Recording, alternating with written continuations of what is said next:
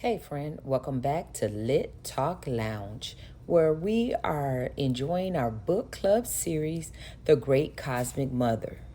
In this book, we explore the ancient myths and some scientific theories that place women at the center of creation, deeply connecting them to the earth and its cycles. Over time, cultures have embraced this idea and saw women as the ultimate life givers, tying them to powerful roles in spirituality, leadership, and cultural formation. So, tonight we are unpacking some more of histories and the mysteries of the feminine power. Tonight, we're going to explore that all of us were created female in the beginning. So, let's dive right into it. Before we do that, don't forget to grab your book, grab your glass of wine or something to sip on, and welcome to the lounge. Get cozy.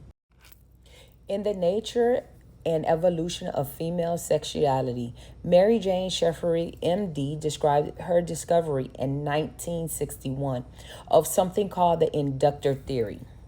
So remember, Google is free and so is the library. You can try both and you can find more information about this study. It's called the inductor theory and it's based on the written works of The Nature of Evolution of Female Sexuality by Mary Jane Sheffery, MD.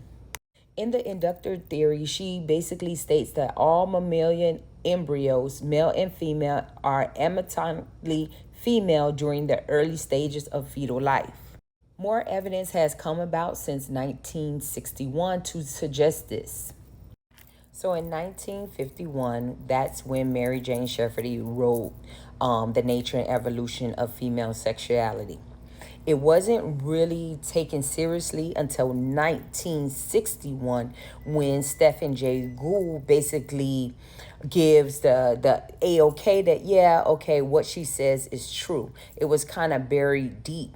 We all know from basic biology, go back to 10th grade biology. In biology class, you sitting in the back of the room, the teacher is talking and she's basically sounding like womp, womp, womp, womp, womp. So in the beginning, the first 8 weeks of life, and probably I would say even until the 10th, but I'm not a scientist. It's very hard to distinguish the male from female genitalia. Basically, we were all females, okay? And there was no direct distinction, okay? So, not to quote Tiffany Haddish, but I am. Basically, the male, yeah, coochies just fell out. Sorry to be the one to tell you, but that's pretty much what happened. So then after the Y chromosome comes into effect about the 8th week or so, then that's when the genitalia of the male develops, okay? But for the most part, we were all created female, okay? The X chromosome is the dominant chromosome, not the Y. So we didn't come from man because man can't give birth. We all came from a woman, okay?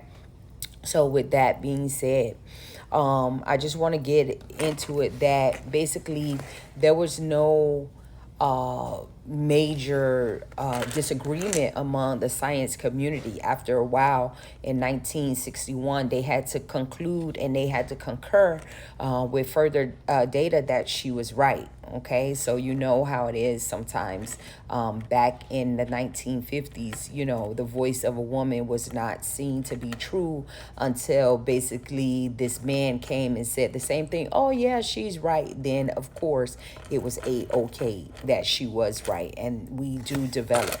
So in the beginning, we were all created female. Okay.